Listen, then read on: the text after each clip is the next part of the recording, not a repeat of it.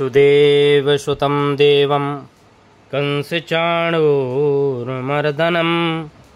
देवकी परमानन्दं कृष्णं वन्दे जगद्गुरुं।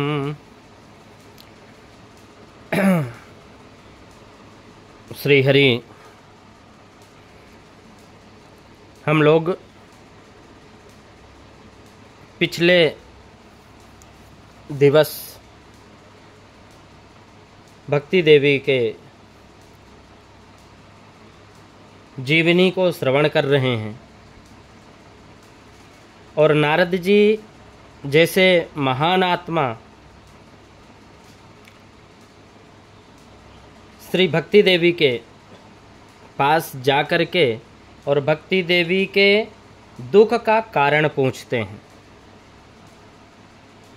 हम लोग कल श्रवण किए कि अहम भक्तिरिति ख्याता इमौ में तनयौ मतौ ज्ञान वैराग्य नामानो काले योगेन जर्जरौ। अब हम लोग श्रवण करेंगे कि इदम भक्ति देवी कहती है कि वृंदावनम पुनः प्राप्य नवीनैव स्वरूपिणी। इस ब्रज भूमि में आते ही महाराज मैं तो नव यौवना हो गई, पर ना जाने क्या हुआ कि मेरे दोनों बच्चे एकदम बुढ़े हो गए और मेरे बालकों का अगर यही हाल रहा, यही स्थिति रही तो मैं तो इदम स्थानम परित्यज्य विदेशे गमनम मया, मैं तो इस स्थान को त्याग करके विदेश भाग जाऊंगी। अच्छा, सबसे बड़ी बात, आजकल संसार में संसारियों का यही विडंबना है। भारत के लोग जब विदेशों में जाकर के विदेशों में जब भारत के लोगों का नाम लिया जाता है, तब कहीं जाकर के भारत के लोगों को भारत में फिर देखते हैं कि हाँ ये तो बहुत बड़ा आदमी है। देखो विदेशों में भी नाम चला तो सांसारिक तो जाते ही है, लेकिन उनसे भी ज़्यादा आजकल तो बाबा जी जाना चालू कर दिए, विदेशों में जाना प्रारंभ कर दिए ताकि मेरा वर्चस्व बने। तो भक्ति देवी कहती कि इदम स्थानम परित्यज्य विदेशो गम्यते मया। नारद जी ने जब सारी स्थिति को जान ली और एक क्षण में समझ लिया और विचार किया कि भक्ति, ज्ञान और वैराग्य एक दूसरे के पूरक है। जैसे क्षुधातुर व्यक्ति, भूखा व्यक्ति भोजन करने बैठे तो ग्रास पर उसे तुष्टि पुष्टि संतुष्टि सुधा निवृत्ति की प्राप्ति होती है। भूख भी मिटेगी, पेट भी भरेगा और इंद्रियों में बल भी आएगा। प्रत्येक ग्रास पर उसे यह तीनों बातें एक साथ ही प्राप्त होती है, अलग अलग नहीं होती। ठीक उसी प्रकार ज्यों ज्यों भगवत चरणारविंद में प्रेम बढ़ता जाएगा, भक्ति पुष्टि होती जाएगी, त्यों त्यों भगवान के स्वरूप का बोध होता जाएगा। और ज्यों ज्यों भगवान के स्वरूप में प्रेम होता गया और भगवान के स्वरूप का ज्ञान होता गया तो यह संसार की आसक्ति अपने आप छूटती चली जाएगी, सहज वैराग्य हो जाएगा। यह क्रियाएं अलग अलग नहीं है। यदि आपके जीवन में कोरी भक्ति है और ज्ञान वैराग्य ठीक नहीं है तो आपकी भक्ति बांझ है और ज्ञान वैराग्य के बिना भक्ति अपूर्ण है। संतान के बिना माँ का मातृत्व पूर्ण नहीं है। उसी प्रकार ज्ञान और वैराग्य भक्ति के पुत्र हैं। ज्ञान और वैराग्य के बिना भक्ति की परिपूर्णता नहीं है। नारद जी ने तुरंत भक्ति माता को वचन दिया कि माँ, आप वृंदावन छोड़कर ना जाइए, क्योंकि आज हर क्षेत्र के लोगों का आकर्षण विदेश की ओर है। संतों को भी जब तक 2-4 देशों का परिभ्रमण ना हो जाए तब तक संतत्व प्राप्त नहीं होता। हम भारतवासियों की दृष्टि ही कुछ ऐसी बन गई है, चाहे वह कथावाचक क्यों ना हो, चाहे वह कोई महात्मा हो, जब देश विदेश में प्रामाणिक रूप से उनका प्रचार प्रसार हो जाता है, तब भारतीयों की दृष्टि उन पर जाती है, भैया बहुत बड़े हैं।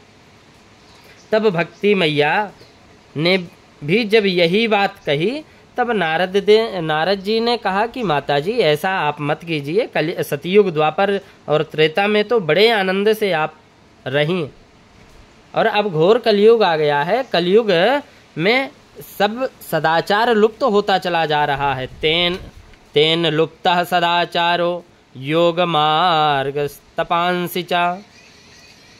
बुद्धिमान वही है जो धैर्य पूर्वक अपने नियमों का पालन करता रहे, क्योंकि अभी तक तो फिर भी ठीक है, बहुत कुछ मंगल दिखाई पड़ रहा है, लेकिन वर्षे वर्षे क्रमज्जाता मंगलम नापि दृश्यते। ज्यों ज्यों बढ़ता जाएगा, जो थोड़े बहुत शुभ कर्म देख रहे हैं वह भी अब दिखाई नहीं पड़ेंगे, लुप्त होते चले जाएंगे। मंगलम नापि दृश्यते, धीरे धीरे यह मंगल अमंगल में परिवर्तन हो जाएगा। पर इस घोर कलिकाल में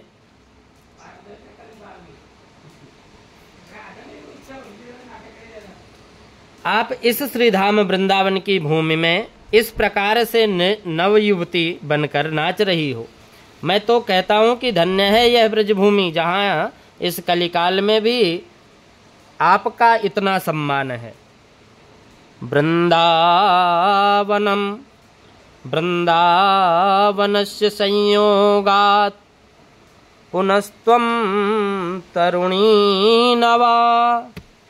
धन्यं वृंदावनं तेना भक्तिर्नृत्यति यत्र चा।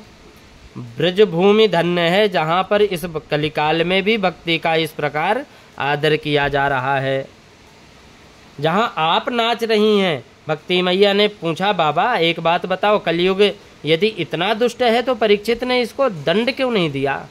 परीक्षित ने कदाचित यह दंड ना भी दिया तो भगवान इसकी उद्दंडता सहन क्यों कर रहे हैं? तो भगवान को तो दंड देना चाहिए। नारद जी बोले, माँ यदि आप पूछ रही हो तो यह ध्यान से सुनिए। जिस दिन गोविंद अपनी लीला संपन्न करके परम धाम गए, उसी दिन कलयुग ने अपना पैर इस मृत्यु लोक में जमाना प्रारंभ कर दिया। राजा परीक्षित ने इसे मारने के लिए तैयार हुए, तो दीनहीन बन करके यह कलयुग राजा के शरण में चला गया। और परीक्षित, महाराज परीक्षित तो परम वैष्णव थे। इस कलयुग में असंख्य दोष होने के साथ साथ एक बहुत बढ़िया गुण दिखाई दिया, और इसलिए राजा परीक्षित ने इसे छोड़ दिया। क्या है कि यत् फलम नास्ति तपसा न योगेन समाधिना तत्फलम लभते सम्यक कलौ केशव कीर्तनात्। कलियुग केवल हरि गुण गाहा। बाबा तुलसीदास जी कहते हैं कि गावत नर पावहि भव था। अन्य युग में तो घोर तपस्या करने पर फल प्राप्त होता था, बड़े बड़े यज्ञ करने से जो फल मिलता था वही फल कलिकाल में केवल नाम संकीर्तन मात्र से जीव को प्राप्त हो जाएगा। यही इसका विशिष्ट गुण है, जो राजा परीक्षित को पसंद आ गया, और राजा परीक्षित ने इसे अपने राज्य में स्थान भी दे दिए। पर जैसे ऊसर भूमि में बढ़िया से बढ़िया बीज भी बेकार ही सिद्ध होता है, उसी प्रकार इस कलयुग के कलुषित वातावरण में इतने दुर्गुण है कि वह भगवान नाम संकीर्तन का जो एकमात्र गुण था वह भी प्रायः लुप्त हो गया।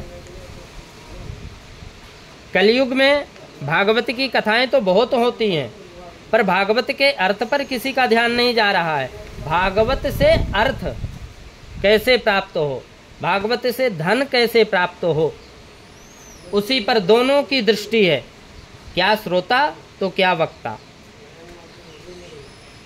श्रोता भी इसी उद्देश्य से कथा करवाते हैं कि महाराज हमारी फैक्ट्री बढ़िया चल जाए, तो एक भागवत हमारी तरफ से भी कराए हो जाए, और वक्ता का भी वही दृष्टिकोण बन गया है। भागवत के अर्थ पर दृष्टि चली जाए, भागवत के तात्पर्यार्थ को समझा जाए, भागवत के अर्थ को समझा जाए, तो अपने आप ही धनासक्ति छूट जाएगी।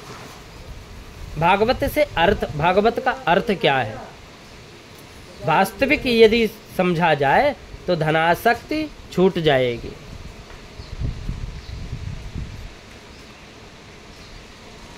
भागवत तो कल्प वृक्ष है, जो मांगो सो मिलेगा।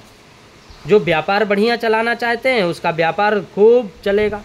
जो विद्वान वास्तव में भागवत के द्वारा अपना अर्थ सिद्धि करना चाहते हैं, तो ठाकुर जी की कृपा से ऐसा कोई ही कथावाचक होगा जो भागवत के कल्प वृक्ष की छाया में बैठकर निर्धन हो। परंतु भागवत के तात्पर्यार्थ को यदि कोई समझ ले तो वह परमहंस हो जाता है। सुखदेव जी जैसे निष्काम परमहंसों का यह परम साधन है, परम धन है। यद वैष्णवानाम धनम, परमहंसों की यह पावन संहिता है। तुम्हारा लक्ष्य क्या है, तुम्हारी कामना क्या है, उसी की पूर्ति करेगा। भक्ति मैया को इस प्रकार से नारद जी समझा रहे हैं। भक्ति मैया गदगद होकर बोली, नारद जी मेरे बड़े भाग्य उदय हुए जो आपके दर्शन मुझे प्राप्त हुए। धन्य है नारद जी जिनकी महिमा स्वयं भक्ति मैया गा रही। जयति जयति जयति जगति मायाम यस्य कायाधवस्ते वचन रचन में कम केवलम चाकलय्या ध्रुव पदमपियातो यत कृपा तो ध्रुवोयम सकल कुशल पात्रम ब्रह्मपुत्रम नतास्मि सकल कुशल पात्रम ब्रह्मपुत्रम नतास्मि। हे ब्रह्मा जी के मानस पुत्र नारद जी, आपकी जय हो। आपके एक वचन पर निष्ठा करके कयाधुनंदन प्रहलाद भक्ति के परम आचार्य बन गए। आपके अनुग्रह को प्राप्त करके ध्रुव जी महाराज तो 5 वर्ष की अवस्था में ही साक्षात भगवान को प्रकट करने में समर्थ हो गए और आज ध्रुव लोक में चमक रहे। बाबा मेरे बालकों पर भी कृपा दृष्टि डालो। नारद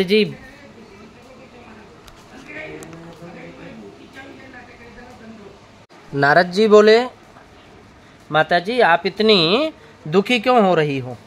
अरे जिन प्रभु ने कौरवों की कुत्सित सभा में द्रौपदी की रक्षा की, वे कृष्ण कन्हैया आज भी हमारे मध्य में विराजमान है।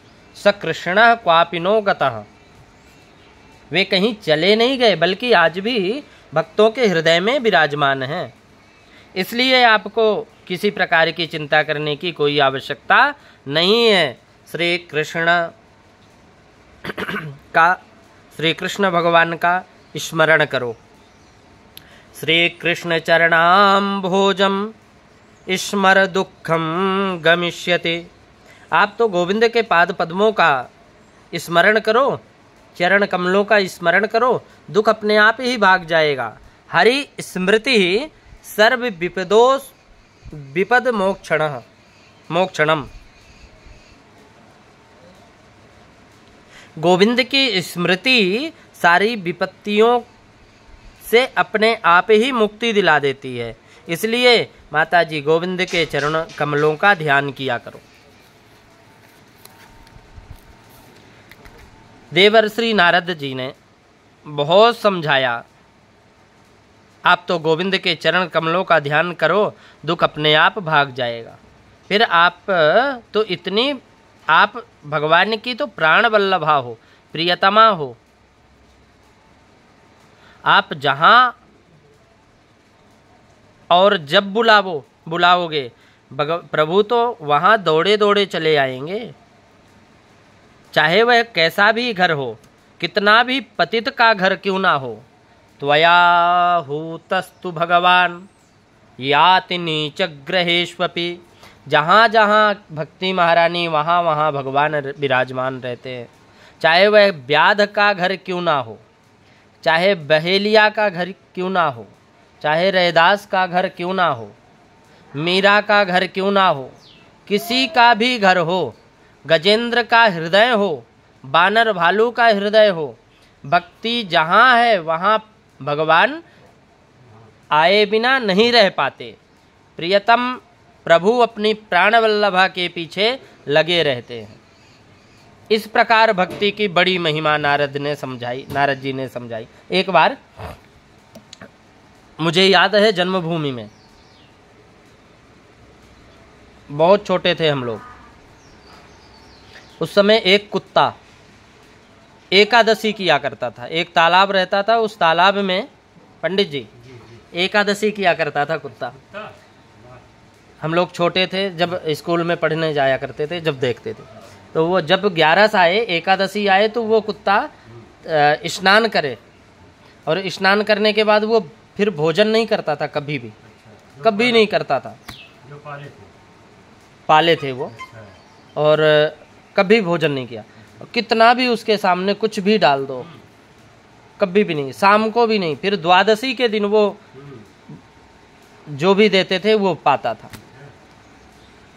तो भक्ति जिसमें भी आ जाए भगवान तो आ ही जाते। और उसका शरीर भी फिर 11 के दिन ही पूर्ण हुआ, एकादशी के दिन।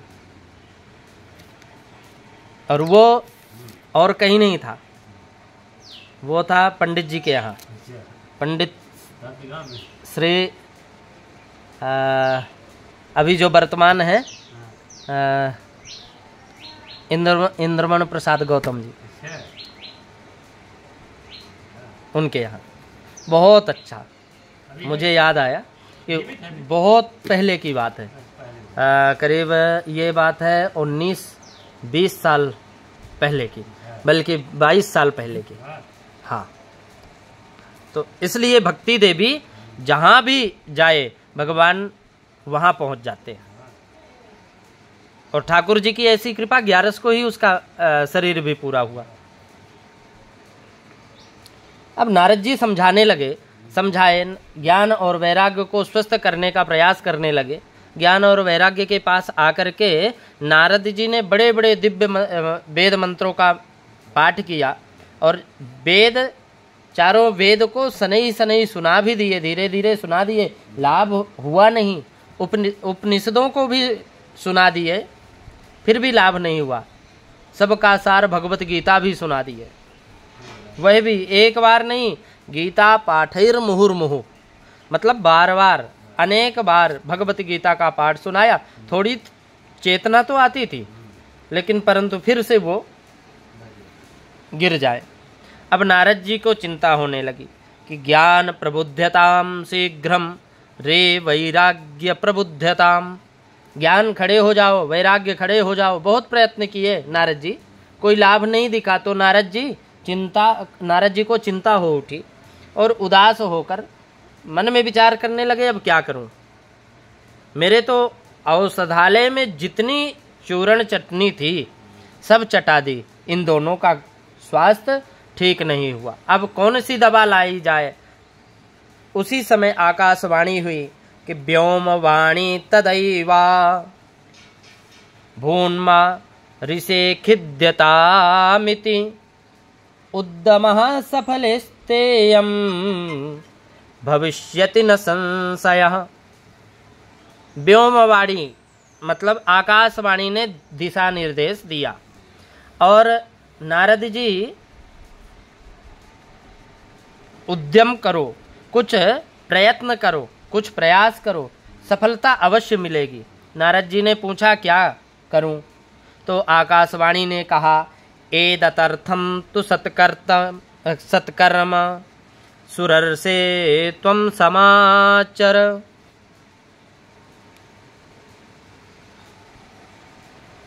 सत्कर्म करो तभी स्वस्थ होंगे। एतदर्थम तु सत्कर्म, सत्कर्म करो। और वह सत्कर्म कैसा हो, कैसा होगा, यह कोई संत तुम्हें समझाएगा। अब नारद जी सोचने लगे कि आकाशवाणी ने भी बड़ा बात स्पष्ट नहीं की। अरे यह तो कोई संत का नाम ही, या तो कोई संत का नाम बता देते, अमुक महात्मा के पास चले जाओ, मैं सीधा चला जाता, वहां से दवा लेकर आता, ठीक हो जाते। सत्कर्म करो और कोई संत समझाएगा, अब दोनों बात गोल मटोल है। तो इतने में जो उपनिषद और गीता के पाठ सुना रहा था, यह क्या सत्कर्म नहीं है? यदि यह सत्कर्म नहीं है तो सत्कर्म का स्वरूप कैसा होगा?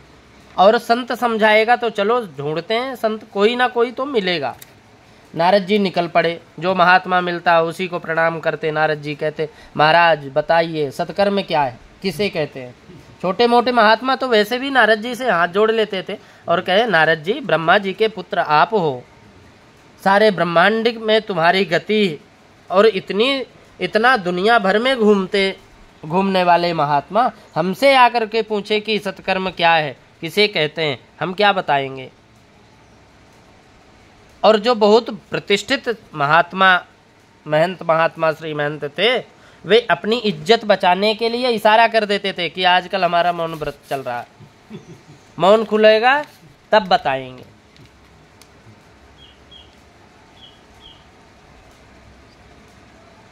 मूके भूतास्तथान्ये तु कियंतस्तु पलायिता।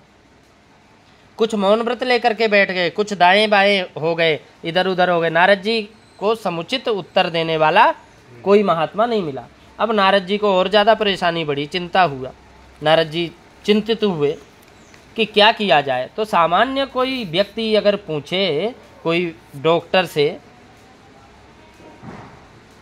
सामान्य कोई व्यक्ति दवा पूछे डॉक्टर से तो डॉक्टर बता देगा, पर कोई बहुत अनुभवी विख्यात डॉक्टर हो और कोई औषधि पूछे तो छोटे मोटे डॉक्टर बताने में भी साहस नहीं जुटा पाते, भले उनको पता हो कितना बड़ा विशेषज्ञ हमसे पूछ रहा है, क्या बताएं।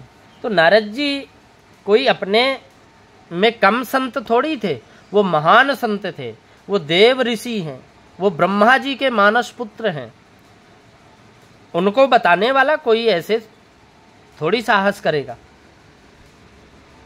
जब कहीं से कोई जवाब नहीं मिला तो नारद जी सीधे बद्रीनाथ धाम की ओर चल पड़े। भगवान नर नारायण वहां नित्य निवास करते हैं। ऐसे विशालापुरी बद्रीनाथ धाम में मेरा समाधान अवश्य मिलेगा, यही सोचकर नारद जी बद्रीनाथ धाम के लिए चल पड़े, प्रस्थान करके। अब सनकादि चारों भाइयों से भेंट हुई। नारद जी अपनी पूरी कथा व्यथा सुनाते हुए कहते हैं कि महाराज आप ही बतलाइए, आपने मेरी चिंता का कारण पूछा है तो मैंने समस्या पूरी सामने रख दी। अब कृपा करके बताइए कि सत्कर्म कौन सा है जो आकाशवाणी ने मुझे बताया। महाराज आप भी कोई साधारण महात्मा नहीं हैं। आप सबसे बड़ी विशेषता तो यह है आपकी कि सदेह वैकुंठ में पहुंच गए। वहां भगवान के नित्य पार्षदों ने जब आपको रोकना चाहा तो टेढ़ी भ्रुगुटी करके 3 जन्मों के लिए धरती पर गिरा दिया उनको। येषां भ्रूभंगमात्रेण द्वारपालौ हरहि पुरः। येषां भ्रूभंगमात्रेण द्वारपालौ हरये पुरा। भूमौ निपतितौ सद्यो यत्कृपातः पुरं गतौ। भ्रुगटी टेढ़ी करने मात्र से भगवान के पार्षद नीचे गिर गए और आपकी कृपा से ही फिर पुनः अपने स्थान पर पहुंच गए। यह आपकी प्रतिभा और तपस्या है। प्रत्यक्ष आपके जीवन में उस तपस्या का प्रभाव यह है कि आप 24 घंटे हरिः शरणं हरिः शरणं हरिः शरणं हरिः शरणं हरिः शरणं हरिः शरणं हरिः शरणं हरिः शरणं ऐसा मंत्र जाप करके श्रीमुख से करते रहते हैं आप, और आपके श्रीमुख से चलता रहता है ऐसा मंत्र, महामंत्र, जिसे जरायुष्मान बाधते। आपको कभी इसी कारण से बुढ़ापा नहीं आता।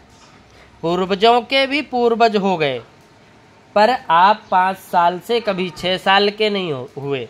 कालगति आपको प्रभावित नहीं कर पाती, इसलिए आप जैसे संत और कहाँ होंगे। कृपा करके मुझे बतलाइए, यह सत्कर्म कौन सा है जो आकाशवाणी ने मुझे बताया। चारों भैया मुस्कुराकर बोले, नारद जी, आप मात्र इतनी छोटी सी बात को लेकर के तुम इतना परेशान हो रहे हो। बिल्कुल चिंता को त्याग दो, समाधान मेरे पास है।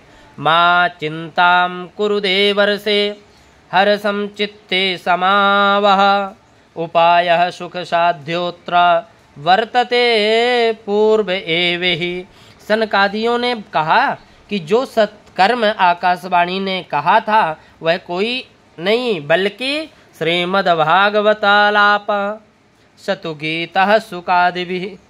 सुखदेव जैसे परमहंसों के श्रीमुख से गाया हुआ वह मधुर गीत भागवत ही वह दिव्य औषधि है, जिसका पान करते ही ज्ञान और वैराग्य की वृद्धावस्था दूर हो जाएगी और नव यौवन संपन्न होकर अपनी मैया के साथ नाचेंगे। जब नारद जी को सनकादियों की बात पर विश्वास नहीं हुआ तो सनकादि कहते हैं, नारद जी वही दबा हमारा, वही एक दावा है हमारा। तुमने सारे वेद सुनाए, उपनिषदों को सुना दिया, भागवत गीता को सुनाई, परंतु हम आपको विश्वास दिलाते हैं कि सुखदेव जी जैसे परमहंसों का गाया हुआ यह जो भागवत का दिव्य मधुर गीत है, इसका श्रवण करने मात्र से ज्ञान और वैराग्य स्वस्थ हो जाएंगे।